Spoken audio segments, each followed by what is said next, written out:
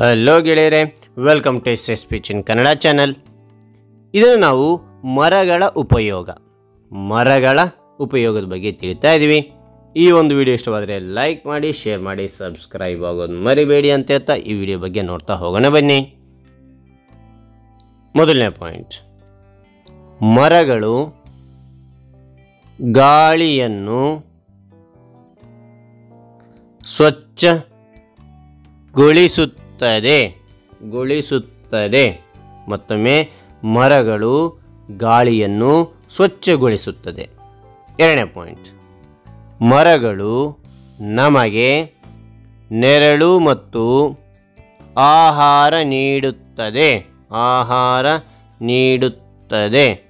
ಮತ್ತೊಮ್ಮೆ ಮರಗಳು ನಮಗೆ ನೆರಳು ಮತ್ತು ಆಹಾರವನ್ನು ನೀಡುತ್ತದೆ.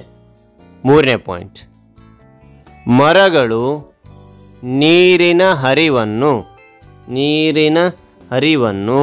ನಿಧಾನಗೊಳಿಸುತ್ತದೆ. ನಾಲ್ಕನೇ ಪಾಯಿಂಟ್, ಮರಗಳು ಮಣ್ಣಿನ ಸವಕಳಿಯನ್ನು ತಡೆಯುತ್ತದೆ. ಮರಗಳು ಮಣ್ಣಿನ ಸವಕಳಿಯನ್ನು ತಡೆಯುತ್ತೆ. ಐದನೇ ಪಾಯಿಂಟ್, ಮರಗಳು ಪ್ರಾಣಿ ಮತ್ತು ಪಕ್ಷಿಗಳಿಗೆ ಆವಾಸ ಸ್ಥಾನ ಮತ್ತು ಆಹಾರವನ್ನು ಒದಗಿಸುತ್ತದೆ. ಮತ್ತೊಮ್ಮೆ ಮರಗಳು ಪ್ರಾಣಿ ಮತ್ತು ಪಕ್ಷಿಗಳಿಗೆ ಆವಾಸ ಸ್ಥಾನ ಮತ್ತು ಆಹಾರವನ್ನು ಒದಗಿಸುತ್ತದೆ. ಆರನೇ ಪಾಯಿಂಟ್, ಮರಗಳು ಕಾರ್ಬನ್ ಡೈಆಕ್ಸೈಡನ್ನು ತೆಗೆದುಕೊಂಡು ಆಮ್ಲಜನಕವನ್ನು ಉತ್ಪಾದಿಸುತ್ತದೆ. ಮತ್ತೊಮ್ಮೆ ಮರಗಳು ಕಾರ್ಬನ್ ಡೈಆಕ್ಸೈಡನ್ನು ತೆಗೆದುಕೊಂಡು ಆಮ್ಲಜನಕವನ್ನು ಉತ್ಪಾದಿಸುತ್ತದೆ.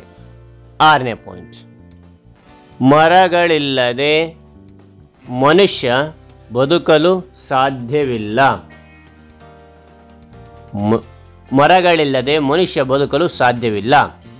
ಎಂಟನೇ ಪಾಯಿಂಟ್, ಮಾನವ ಮತ್ತು ಪ್ರಾಣಿಗಳ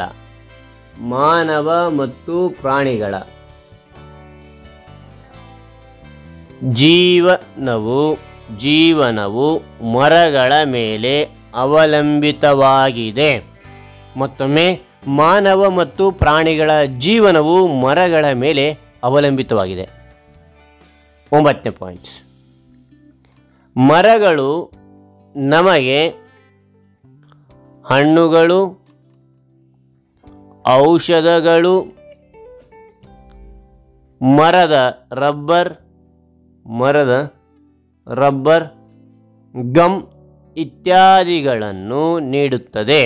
ಮತ್ತೊಮ್ಮೆ ಮರಗಳು ನಮಗೆ ಹಣ್ಣುಗಳು, ಔಷಧಗಳು, ಮರದ ರಬ್ಬರ್, ಗಮ್ ಇತ್ಯಾದಿಗಳನ್ನು ನೀಡುತ್ತದೆ. ಹತ್ತನೇ ಪಾಯಿಂಟ್, ಪರಿಸರವನ್ನು ತಂಪಾಗಿಡಲು ಸಹಾಯ ಮಾಡುತ್ತದೆ. ಮರಗಳು ಹಸಿರು ಚಿನ್ನ ಎನ್ನುವರು. ಓಕೆನಾ, ಮರಗಳನ್ನು ಹಸಿರು ಚಿನ್ನ ಅಂತ ಕರಿತೇವೆ. 12ನೇ ಪಾಯಿಂಟ್, ಮರಗಳು ಶಬ್ದವನ್ನು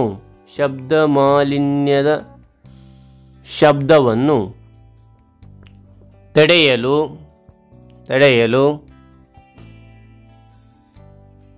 ಮರಗಳು ಸಹಾಯ ಮಾಡುತ್ತವೆ. ಮರಗಳು ಶಬ್ದವನ್ನು ತಡೆಯಲು ಮರಗಳು ಸಹಾಯ ಮಾಡುತ್ತವೆ. ಓಕೆನಾ, ಎಲ್ಲರೂ ಗಮನಿಸಿ. ಹೆಚ್ಚು ಮರಗಳನ್ನು ನೆಡಬೇಕು.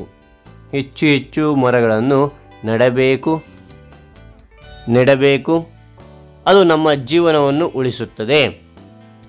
ಹೆಚ್ಚು ಮರಗಳನ್ನು ನೆಡಬೇಕು. ಅದು ನಮ್ಮ ಜೀವವನ್ನು ಉಳಿಸುತ್ತದೆ. ಸರಿನಾ ಮಕ್ಕಳೇ? ಹಾಗಾದರೆ ಈ ಒಂದು ವಿಡಿಯೋ ಇಷ್ಟವಾದರೆ ಲೈಕ್ ಮಾಡಿ, ಶೇರ್ ಮಾಡಿ, ಸಬ್ಸ್ಕ್ರೈಬ್ ಆಗೋದು ಮರಿಬೇಡಿ ಅಂತ ಹೇಳ್ತಾ ಈ ವಿಡಿಯೋ ಮುಗಿಸ್ತಾಯಿನಿ. Thank you for watching. Bye.